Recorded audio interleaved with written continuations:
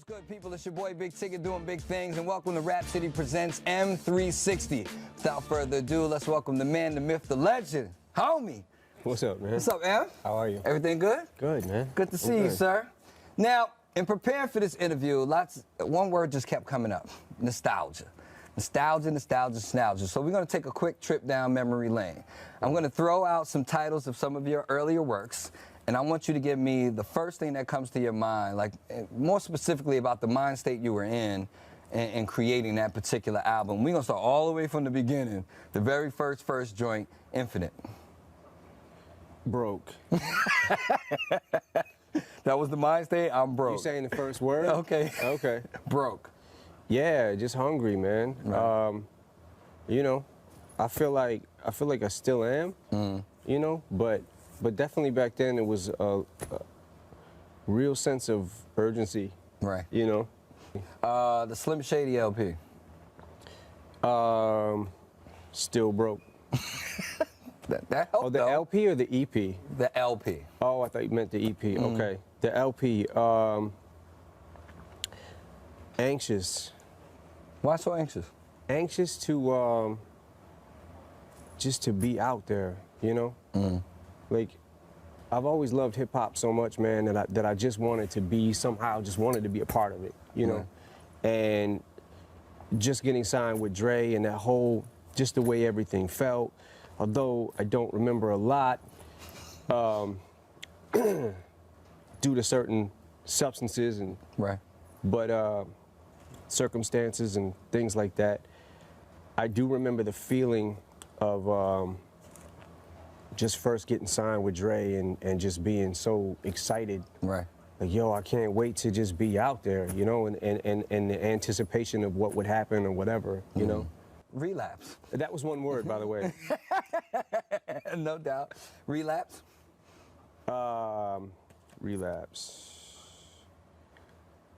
Off drugs. That's 2 words.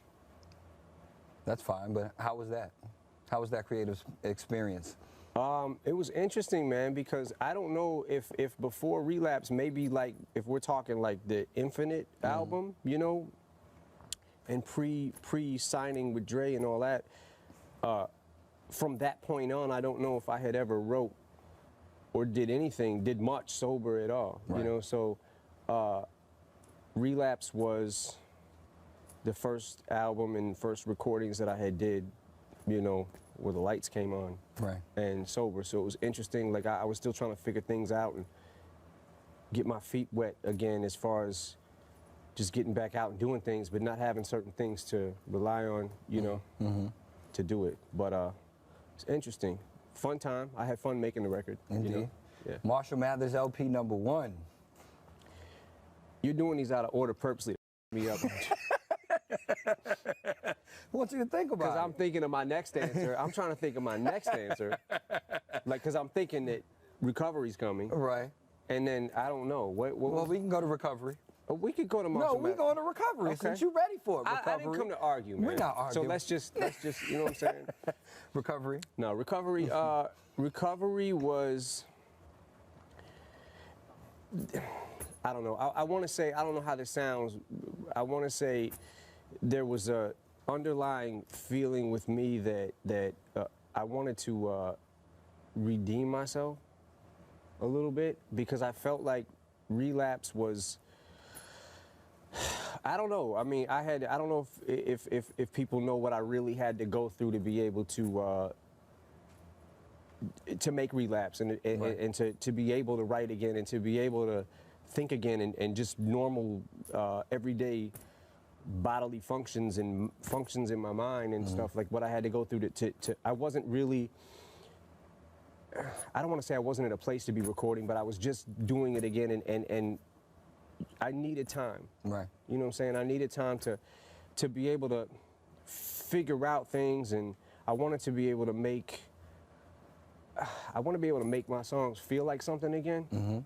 And a lot of stuff on Relapse I know really was kind of, you know, it was comical. A lot of stuff was funny punchline jokes and things like that, but it wasn't, but a lot of the songs didn't really feel like anything. So I had to go back and listen to some of my older music and try to figure out what I was doing wrong, and once I felt like, at least what I felt like I was doing wrong, and once I think I figured that out, I started making songs, was trying to make songs that felt like something again. Indeed. So that was one word as well. Marshall Mathers LP1.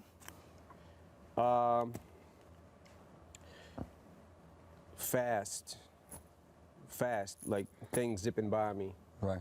Everything was happening really fast at that point in time. So it's a lot of it's really blurry to me.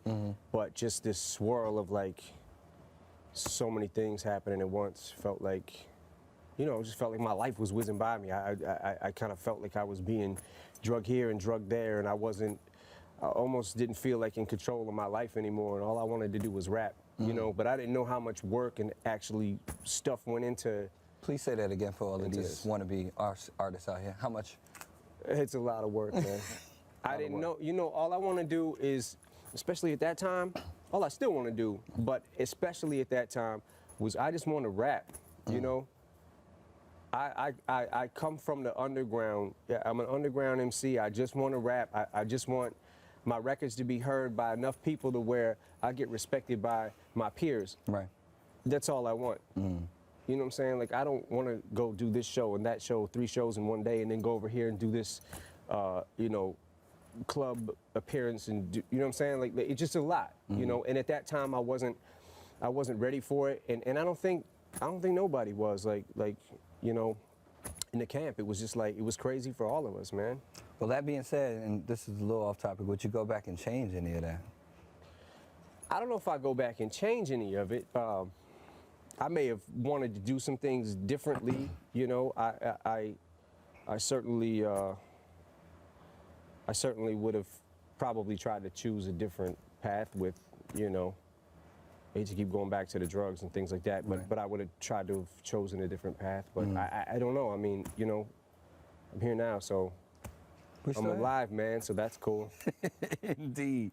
So. Now, if you could go back to, say, 1996 Slim Shady and talk to him, what would you say to him now? Stop. Stop everything. Cut it out. Knock it off. 1999 Shady?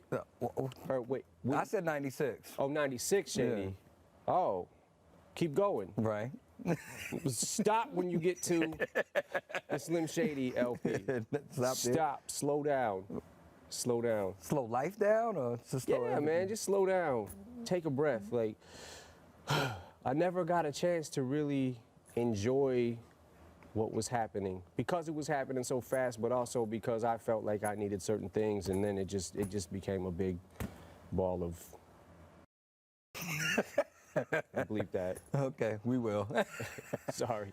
So as we near almost 2 decades in the game for Mr. Eminem, you've got your core fans who are, you know, rabid Eminem fans, but now you're also speaking to a new generation of fans. What do you think about you and your music makes you relevant to this new group of kids? That's a hard question for me to answer. I don't know. I think that you would have to ask them that. Okay. You know, like I don't really. I don't know. The only thing I do, man, is I try to. I just love hip hop. Right. And working on the craft and you know, just I'm an MC to the core, and I just stay at it. So other than that, you know, you put things out, and I guess you hope to be relevant. Right. And you hope that it's going to connect with certain people. And I'm thankful that there are people out there that it does connect with, you know. But as far as what makes it that way, I'm not sure, because I just, you know, I just rap, so. That's what's happening.